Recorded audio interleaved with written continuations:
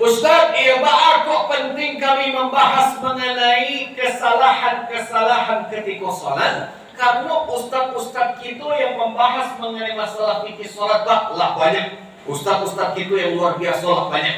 Nah, karena itulah mungkin kajian Amonisiko sebagai pelengkap dan penyempurna dari kajian ustaz-ustaz kita yang luar biasa tadi.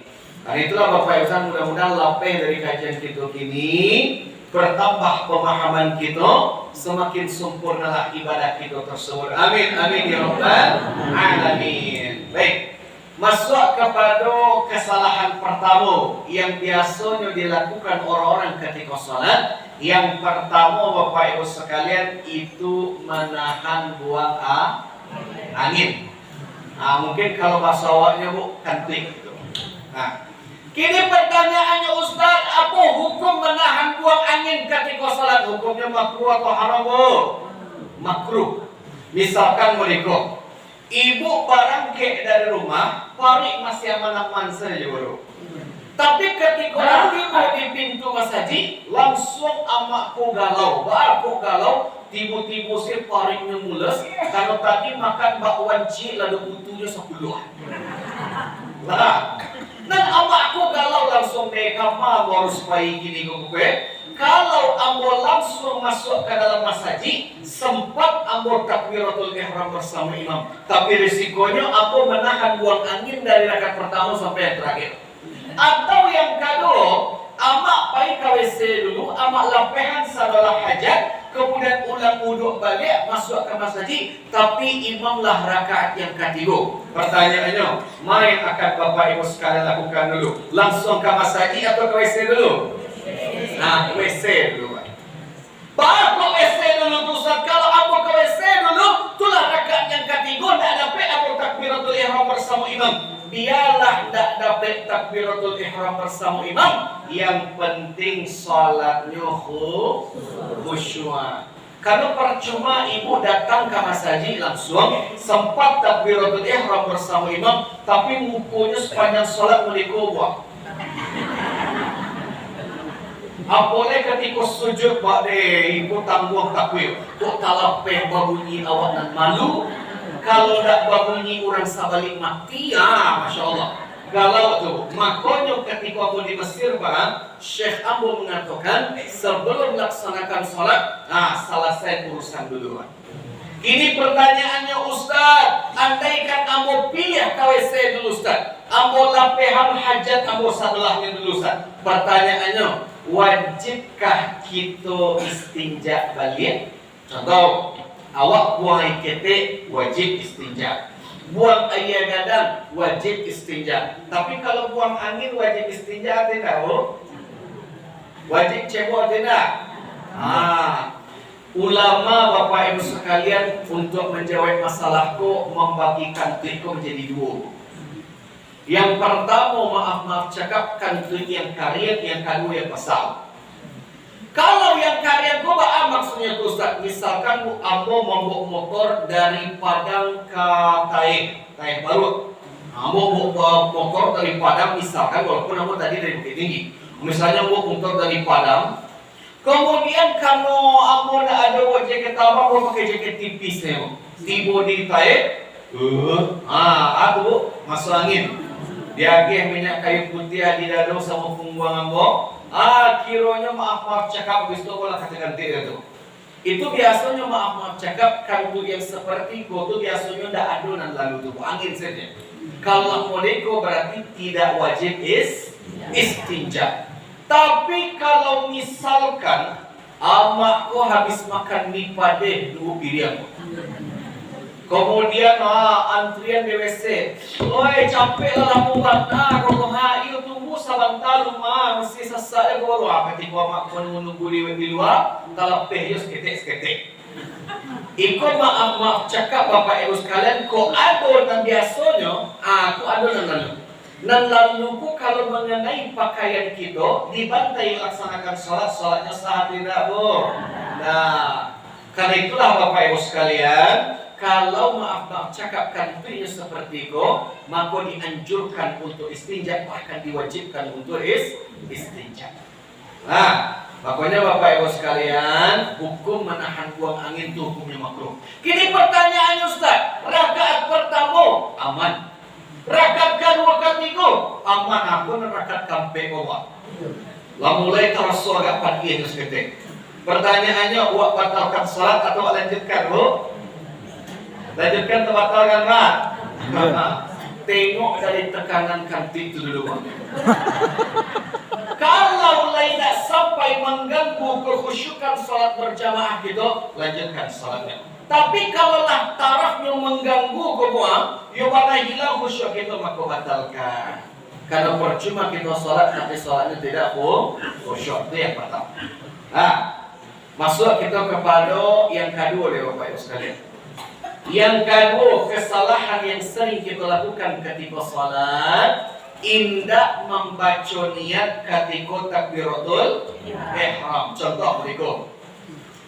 Allahu Akbar, Allahu Akbar. Lazan subuh rima. Ya udahlah, kamu sembahyang ke masjid dulu. Itu kalau baca niat dari rumah Bapak. Pertanyaannya, ibu kau jalan ke masjid, ibu di pintu masjid, Allahu Akbar, Allahu Akbar. Urai koma. Akhirnya imam takbir, Allahu Akbar. Amakku satu puluh takbir, Allahu Akbar. Pertanyaannya lu, wajibkah kita membaca niat balik ketika takbiratul ihram? Wajib atau tidak Pak? Wajib Bapak Ibu sekalian. Maka dibaca niat balik Ustaz, kan kamilah membaca niat dari rumah. Boleh kita membaca niat dari rumah? Boleh. Sebagaimana dalam hadis disebutkan kata Rasulullah, "Faman hamma bihasanatin", kalau kalian memiliki niat untuk berbuat baik, falam ya'malha, tiba-tibanya tidak jadi melakukan kebaikan tadi. Kata Allahu indahu hasanatan kamilah, minimal malah ada kecil pahala begini. Contoh, ibu-ibu, misalnya di grup WhatsApp, ibu-ibu jangan lupa ya Bu, nanti kajian kita di Masjid Istiqomah, Nah, Masjid Istiqomah di Kecamatan Taih Baru. Nah, hadir ya Bu, insya Allah kamu hadir. Amakku dari jam 8 lah Bani ingin datang. Lah Bani lah pakai baju ranca, hijau atau merah itu ya Bu, pada atau putih itu ya. Lah siap-siap kabaran ke.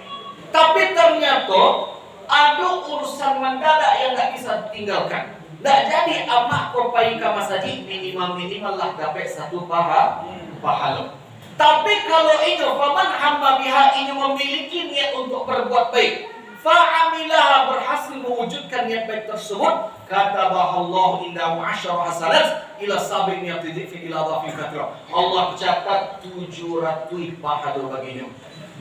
Jadi ibu-ibu kini bahwa yang niat dari awal ingin datang ke Masjid Istiqomah mendengar kajian, berhasil ibu bertahan sampai kini mendengar kajian, para dapat pahala itu 700. Makanya sholat pun boleh tujuh. Lazan orang mayu dalam sembahyang dulu, berhasil kita sholat dapat 700 pahala. Tapi ingat lo, niat dari rumah kita baca, ketika takbiratul ihram wajib baca niat balik. Karena ingat dari niat takbiratul ihram sampai salam ada rukun sholat yang terakhir. Rukun itu tartib. Apa itu tartib? Berurutan, tersusun, terstruktur, dilaksanakan dalam satu waktu. Contoh menikah, Bu, ibu lagi senang baru duduk di rumah atau duduk di WC masjid? Di rumah. Misalkan ibuku baru duduk di rumah, bani rumah, kemudian basuh muka, basuh tangan, sapu rambut, tapi dan kaki tidak ada dibasuh. Bayi amak buka masjid, tiba di WC-nya basuh kaki. Ditanya bila amak yang lain, apa amakku tidak ada basuh kaki di rumah? Kata amakku, ya kalau mau basuh kaki aku di rumah, ibu kaki aku lambok, malaki kasih itu lamih aku. Akhirnya baru ini basuhnya kakinya. Pertanyaannya, wudhu yang modeko sah tidak? Nah, karena tidak tertib Bapak Ibu sekalian. Makanya Bapak Ibu sekalian, awak ketika sholat wajib membaca niat. Kini pertanyaan, andaikan awak sholat lupa membaca niat, sholatnya sah tidak? Karena contohnya nan apa-apa kok, mungkin di dangannya dari speaker masjid imam lah kerukuk. Nyongketnya bak sarungnya sampai pahonya. Berlari saka jangan tah yang masjid. Tiba di masjid, Allah Akbar, Allah Akbar, Allah Akbar, Allah Akbar. Nyok kajana salat itu langsung rukuk. Tapi apa kau harus sadar? Astagfirullahaladzim, ambu alun membacanya. Pertanyaannya salatnya sah tidak? Oh, salatnya belum sah sampai imam membaca niat. Coba caranya tuh Ustaz. Misalkan Pak kalau udah rukuk sikap, ketika nyoba tadi rukuk, astagfirullahaladzim, ambu membaca niat. Itu baca dalam hati gitu ya. Ambu membaca niat. Solusinya kita tagak balik. Allahu Akbar. Ulang takbir balik sambil baca niat. Kalau imam masih rukuk, ya udah kita rukuk balik mengikuti imam. Tapi kalau imam i'tidal, ya udah kita takbir sekali lagi, kita lakukan saja tangan kita. Tapi ingat, kalau imam Allah i'tidal, berarti kita talabek masbuk sarakah. Tambah balik setelah imam selesai salam. Makanya Pak, aku selalu mewanti-wanti untuk imam tolong di rukuk rakaat pertama ku agak dilamuan sakit. Untuk nagih kesempatan makmum yang masih di luar agar sempat rukuk bersama imam. Ini kadang pernah menjadi imam di Padang. Ketika itu rukuk rakaat pertama lah agak lama rasanya. Ingin ambo i'tidal, tapi tak ada rusuh apa-apa balari di luar. Tiba di pintu masjid. Kata Pak wah, imam tunggu. Tak panca iki abu galak Pak. Tapi untung di dalam hati sebenarnya.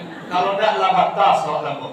Makanya wak kalau talambe kau jadi suruh lo imam mandungku jangan tidak dulu itu kurang ajar Pak. Makanya Bapak Ibu sekalian kalau wak talambe ya udah talambe itulah resiko kita. Nah, jadi apa kesalahan pertama tadi Bapak Ibu sekalian? Menahan buang angin. Yang kedua, tidak membaca niat ketika sholat. Ada pertanyaan dari Bapak Ibu sekalian dulu silakan. Ibu jawab kalau ada pertanyaan silakan. Sampai di mana kita terlambat dari imam, kita harus menambah satu rakaat. Nah, Masya Allah. Pertanyaan bagus Bapak Ibu sekalian. Ingat Bapak Ibu sekalian, standar seseorang itu masbuk ketika sholat ketika mereka indah sempat rukuk bersama imam. Itu pendapat itu bisa Bapak Ibu dapatkan dalam semua kitab fikih, fikih Islami wa adilatu, kitab ataupun kitab ulama-ulama kita. Mereka sepakat standar seseorang kota labek masbuk ketika sempat rukuk bersama imam. Contoh Ibu, lam yalid wa lam bismillahirrahmanirrahim. Lam yalid wa lam yulad wa lam yakul lahu kufuwan ahad. Allahu Akbar. Imam rukuk. Awak bergabung salat. Allahu Akbar sambil baca niat. Allahu Akbar. Sempat rukuk bersama imam walaupun hanya 1 detik saja. Sempat rukuk bersama imam walaupun alun tabacu subhanallah azim wa bihamdi, kita masih mendapatkan 1 rakaat.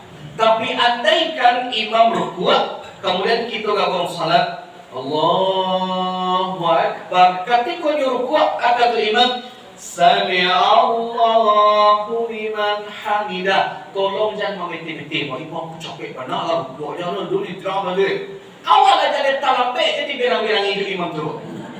Kalau seandainya imam lah i'tidal Sami'allahu liman hamidah, ya udah kita takbir Allahu Akbar, takbiratul ihram wajib Bapak Ibu sekalian. Setelah itu ya udah kita takbir sekali lagi Rabbana lakal hamd. Lah lapan saya di tangan kita. Ikuti imam. Karena dalam hadis disebutkan idza jaa ahadukum bil jamaah, kalau seandainya kalian datang untuk salat berjamaah fasna masana'al imam, maka ikuti gerakan imam. Ya udah. Makanya wa mambana lo. Kadang ama-ama terutama yang di kampung-kampung aja berpikir seperti itu.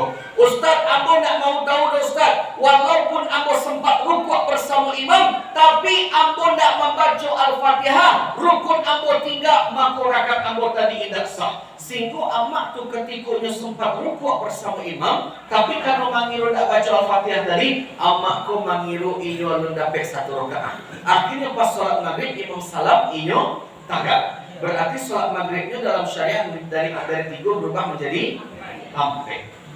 Itu untuk ama-ama yang kare hanguk meniko caranya kok. Yang kare kapal lo kok. Ya udah jangan rukuk bersama imam. Tunggu imam i'tidal. Setelah imam i'tidal baru kita ikuti imam. Otomatis kita sholatnya tinggal serakaat. Nanti setelah salam tambah gerakan sholat kita. Nah, Satu lagi Ustaz, membaca niat itu apakah sesaat sebelum sholat, apakah seiring dengan kita melaksanakan takbir? Masya Allah. Ustaz, kami membaca niat bilo ke Ustaz. Ada 2 pendapat Bapak Ibu sekalian. Pendapat yang pertama, pendapat Imam Abu Rajab Al-Hambali. Kata Imam Abu Rajab Al-Hambali, at-talaffuz bin niyah, melafazkan niyah bahwa hukumnya mustahabbah, disunahkan. Makanya orang-orang yang bermazhab Hambali kayak orang-orang Arab, Jazirah Arab, itu bacanya sebelum takbir. Sengaja aku salat subuh 2 rakaat menjadi makmum karena Allah Ta'ala Allahu Akbar. Tapi kalau Bapak Ibu sekalian tanya ke ambo lebih memilih pendapat yang kedua, pendapat Imam Syafi'i. Kata Imam Syafi'i, an-niyatu fil qalb, niat itu cukup di dalam hati, wa muqtarinun bil fi'li, ini setara dengan perbuatan. Allahu Akbar. Ketika takbir itu kita membaca niat Bapak Ibu sekalian. Mayan sah Ustaz sabananya, kalau sah kedua-duanya sah, tapi yang paling afdal untuk diikuti itu pendapat yang kedua, pendapat Imam Syafi'i. Lanjut Bu, lanjut. Ya, kesalahan yang ketiga, apa kesalahan yang ketiga? Tersingkapnya aurat. Ini pertanyaan Pak, aurat kita yang laki-laki yang mama saya Pak, mulai dari pusat sampai lutut. Kalau yang manusia yang mana Bu? Seluruh anggota tubuh kecuali muka dan telapak tangan. Nah, kini pertanyaannya Ustaz, kalau laki-laki itu misalnya sholat celananya lupa-lupa, sah sholatnya Ustaz? Misalkan Pak, ada apa-apa ini merokok, abu yang masih angin itu jatuh ke Sarawak. Ada lubang sakit saja. Ketika sholat nampak kulit pahonya. Pertanyaannya, sholatnya sah tidak Pak? Tidak. Atau yang kedua, kok yang paling acok mau tengok bawah. Misalkan Abu sholat di saf yang kedua, ada abang-abang di saf pertama, badannya gampoknya sama lenti balik jauh. Maksud itu lebih gampok itu Pak. Pak, abang-abang kuku pakai baju kaos, pakai celana jeans. Ketika tagak pemandangannya oleh aman-aman saya baru. Tapi ketika rukuk, anan bajunya tangkek kate, celananya tasorot ke bawah. Ketika sujud, onde na'udzubillah min zalik, nampak celengannya Bu. Nampak lagi pelur belakang. Nampak lagi pelur belakang. Pelur belakang. Nampak bagian belakangnya Bapak.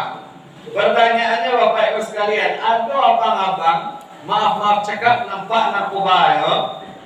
Salatnya sah tidak Bu? Tidak, aurahnya terbuka. Nah, kalau untuk laki-laki mungkin jarang mau tengok sesekali saja. So mau ibu aku mungkin baru 5 kali mau cari orang. Tapi kalau yang perempuan, aku perempuan banyak Bu, hati-hati. Ibu ketika sholat, mukena ibu pasangan disiko atau disiko. Nah, yang nomor 1 iko. Yang nomor 2 disiko. Yang mana betul Bu?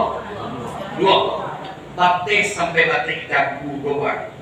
Kalau disiko itu harus tak disiko pun nampak lihia gitu. Lihia ku aurat enggak Bu? Aurat. Atau yang kedua, amo ketika ketek-ketek dulu tu mah, aco amo tu iri sama ibu-ibu. Aku gitu, setiap kali amo ke masaji, camin ku aduh ditambah panusi saja. Pertama ketek-ketek ya. Itu makanya ketika amo ketek-ketek dulu nih, amo tuh nih ganteng tu di hadapan Allah gitu lah. Terpaksa uci-uci tu lah, ibu kita laki-laki. Ambo baru sadar ternyata fungsi camin ada di tampi ibu untuk memastikan jangan sampai ada rambut-rambut yang kedua. Karena ingat andaikan ibu sembayang ada sehalai dua halai rambutnya tak cukup, kedua salatnya batal. Atau contohnya amakku kamu mengibikkan jambana talinya, sehingga nampaklah bagian talingu itu kok. Hati-hati. Makanya ibu sekalian, salat perhatikan 5 batai aurah gitu. Ustaz batai aurah perempuanku yang masa warnanya Ustaz. Maksudnya apakah telapak tangan saja yang indah aurah, otomatis punggungnya aurah, atau batai aurah perempuanku sampai pergelangan tangan? Yang mana dikira betul? Sampai iko saja yang tidak Allah berarti otomatis punggungnya Allah, atau sampai batin perjalanan tangan. Betul. Maksud dari sampai telapak tangan kau bukan hanya yang iko saja, tapi Imam An-Nawawi dalam kitabnya Al-Azkar mengatakan batin aurat perempuan kau sampai perjalanan tangan doang. Lalu kalau seandainya hanya iko saja otomatis iko aurat, berarti ibu ratu-ratu pasti baru selesai lah. Nah, kini pertanyaannya Ustaz, andaikan kami makai sholat, contoh ada yang kayak iko tu no, manset korset, ngerti bodoh, manset korset loh, manset. Kamu dah tahu loh. Nah, ibu misalkan pakai manset, pakai manset yang boleh gogok. Ibu sholat mukena ndak ada. Ibu bisa pakai jilbab, auratnya tertutup, muka. Kemudian yang penting pakai kos kaki, terutama kos kaki yang tabak. Kemudian ibu salat ada pakai manset, ibu salat, tapi punggung tangannya nampak seketek. Salatnya sah tidak? Sah. Salatnya sah. Dari mana Ustaz bisa mengatakan seperti itu Ustaz? Sama perempuan bu, ketika perempuan ini ingin berdua tapi tidak ada air. Ini kemudian istrinya, punya kemudian tayamum. Tayamum kalau seandainya ibu ditambah umum boleh ibu gulung tangan ibu sampai dengan bu, tidak aurah ibu tahu kan? Coba caranya kalau kami ingin bertayamum Ustaz.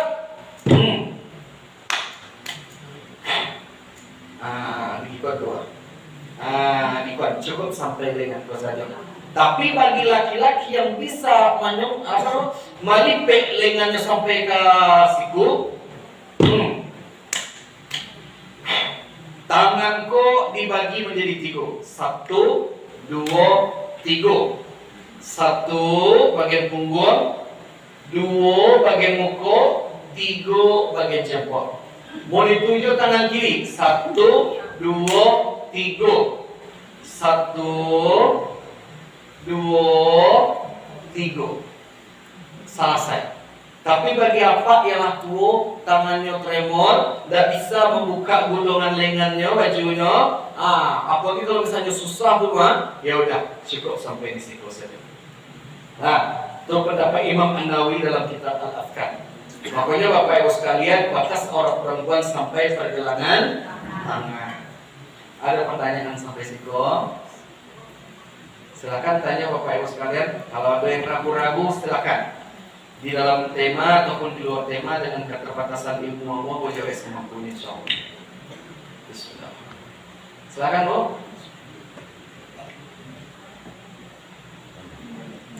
Lanjut.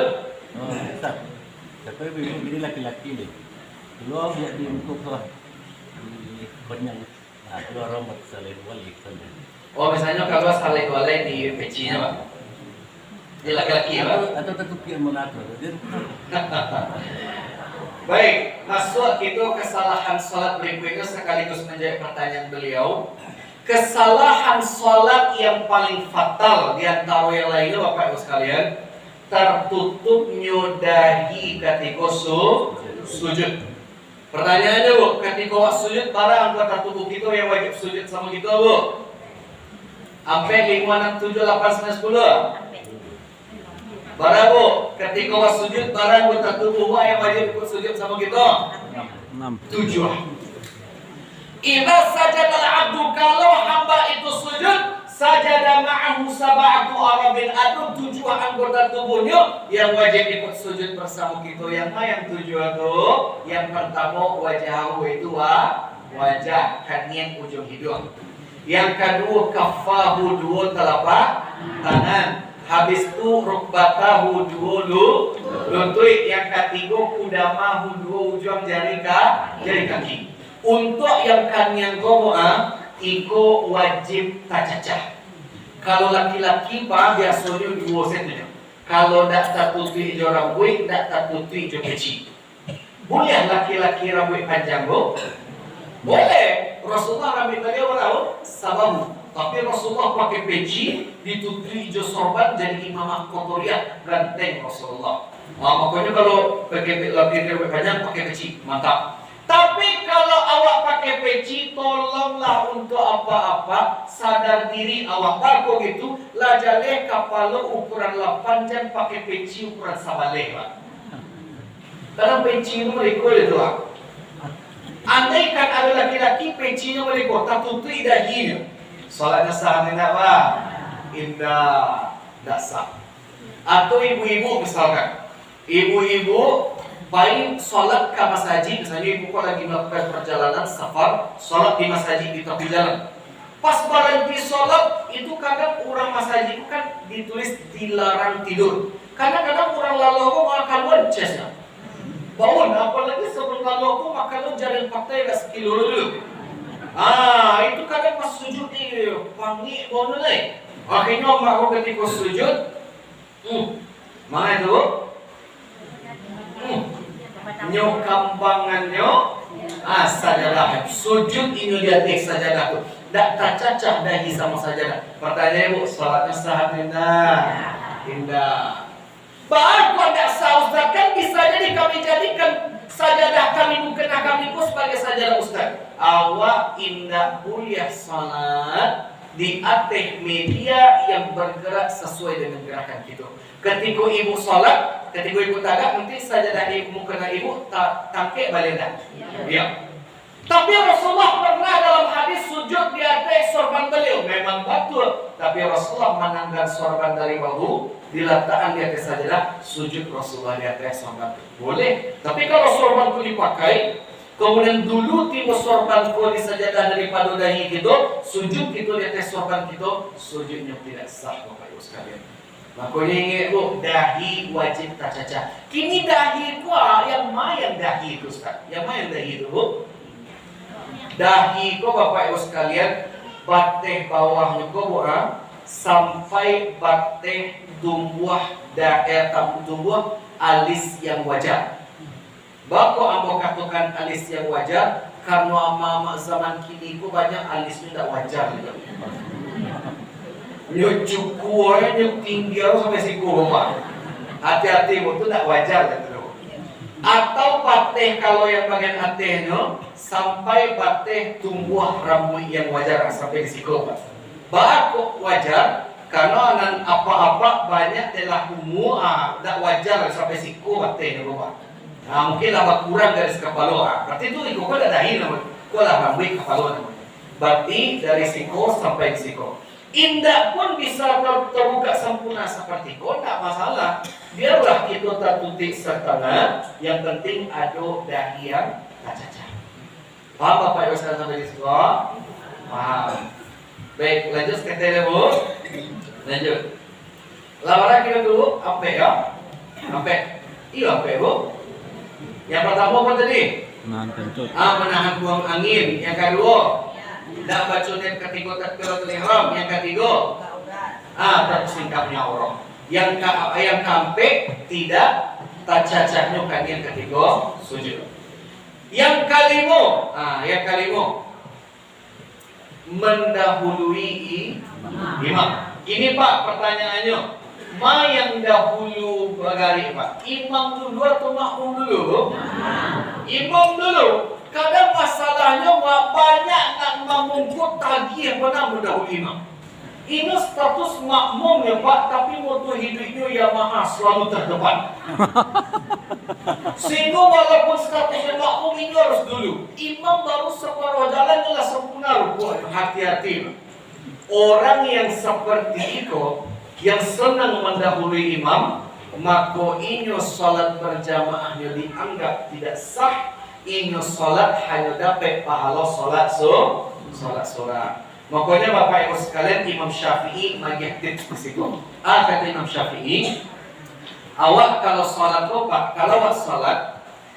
awak kalau salat surang atau menjadi makmum, gerakan takbir kita beriringan dengan gerakan salat kita. Contoh, kalau kita salat surang ya Pak, nah, Allah, jadi Allahnya masih dalam keadaan berdiri sempurna, barnya nanti berakhir ketika rukuk sempurna.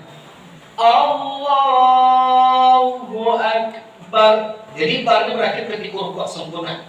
Mau dituju i'tidal. Sami Allahu liman hamidah. Daknya berakhir ketika i'tidal sempurna. Mau dituju sujud. Allahu Akbar. Barnya berakhir ketika sujud sempurna. Itu kalau menjadi makmum atau sembahyang surah.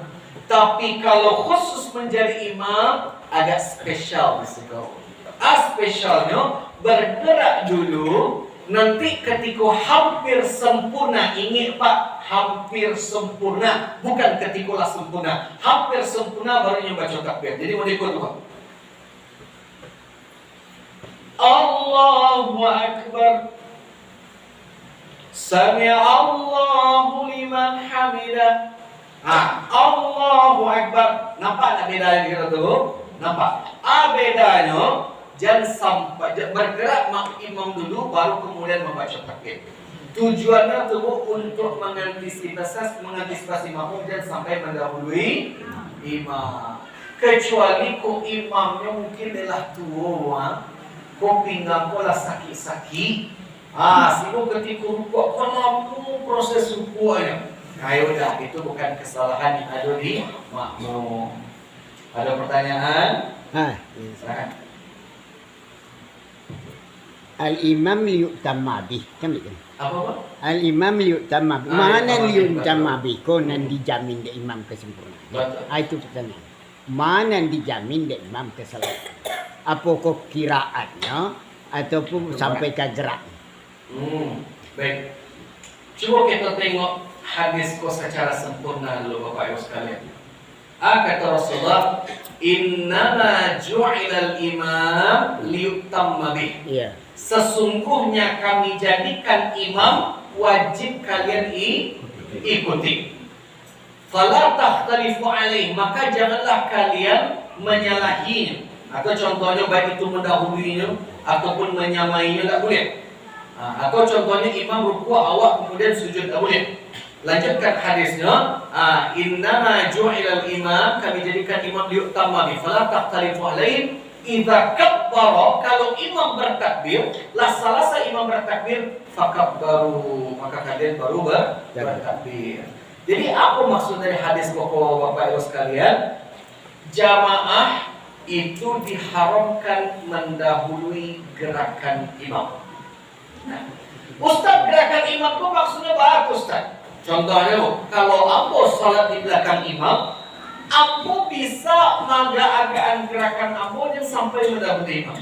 Tapi bagi apa yang salat di ujung, yang di saf ketiga, ibu yang disalat di belakang mihrab, ibu bisa menjadi imam Indah. Coba caranya ibu mengantisipasi dan sampai mendahului imam solusinya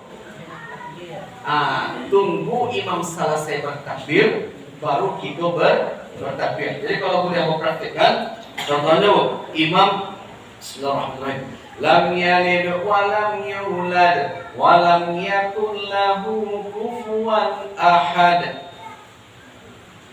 Allahu Akbar. Selesai baru kemudian ibu membaca Allahu Akbar. Selesai Sami Allahu liman hamidah. Lah salah saidahnya baru kita membaca Rabbana lakal hamd. Allahu akbar. Baru kita baca Allahu akbar. Dengan begitu Bapak Ibu sekalian, ambo bisa jamin mustahil Bapak Ibu sekalian akan bergerak mendahului imam. Ini kadang orang tuh imam baru bergerak menuju satu bergerak. Dan makmum yang mau digogo bawa pengen mau janti-janti rasa Bapak. Hati-hati. Nah ini maksud Bapak kita pun dilarang bergerak mendahului imam. Iya ganti pada keliling dulu ya. Betul. Dalam hadis disebutkan makmum yang suka mendahului imam ketika hari kebangkitan nanti mukonya akan diubah seperti muka keledai. Saganteng-ganteng apa bahasa kami ranca-ranca apanya di dunia, makanya pasti akan diubah mukonya seperti keledai. Alhamdulillah. Ada pertanyaan? Ada Silakan. kunut. Kunut ya. Imam kunut. Tapi ada makmum yang tidak ikut. Apa hukum? Kini kita membahas apa itu hukum kunut dulu. Hukum kunut itu sunnah. Tapi ingat, sunnah di situ itu sunnah ibad atau sunnah ibadi. Salat itu ada namanya sunnah hayati, ada namanya sunnah ibadi. Kalau sunnah hayati ditinggalkan dengan sengaja atau tidak sengaja, tidak masalah, salatnya tetap sah dan tidak wajib kita untuk sujud sawi walaupun sujud sawi punya sunnah. Tidak wajib kita harus kita lakukan sujud sawi. Contoh sunnah hayati seperti membaca doa iftitah, seperti membaca isti'azah ta'awud, seperti mengaminkan bacaan imam, seperti membaca ayat pendek, membaca takbir ka ruku', ka i'tidal, ka sujud. Itu namanya takbir intiqal, namanya sunnah hayati. Ndak pun dibaca ndak masalah. Tapi ada dua, nah yang kedua namanya sunnah ibadi. Sunnah ibadi itu kalau ditinggalkan dengan sengaja, itu wajib kita laksanakan sujud sahwi. Nah, wajib makmum mengikuti imam. Contoh sunnah ibadi ada dua ketika salat. Yang pertama duduk tasyahud awal, yang kedua kunut. Jadi maksudnya itu Ustaz, kalau imam kunut, makmum wajib kunut. Kalau imam indak kunut, makmum tidak boleh kunut. Ikuti imam. Yang menjadi masalahnya gini Bapak, ada sekelompok orang mengatakan kunut subuh bid'ah. Aku hati-hati loh. Iko sakalama inyo saya mengecek bid'ah. Kadang inyo sumbayang di belakang imam, imam kunut, inyo tidak kunut. Iko hati-hati Bapak Ibu sekalian. Nah Imam Syafi'i mengatakan kunut subuh itu hukumnya sunnah. Jadi intinya bahas solusi Ustaz, kalau imam kunut, makmum wajib kunut. Kalau imam indak kunut, jangan sesekali kita menambah yang tidak dilakukan imam. Nah, jadi itu hukum itu, Pak. Baik, ada pertanyaan lain Bapak Ibu sekalian? Kita coba yang di luar ya Pak. Kita coba di luar dulu. Iya, Pak di luar. Kita coba di luar Pak. Iya. Iya. Betul.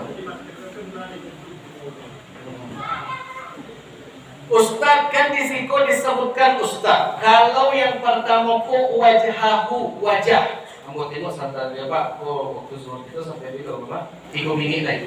1 menit lagi. Sampai waktu itu 1 menit lagi. Yang wajahku yang mama itu saat itu kanian, yang kedua hidung.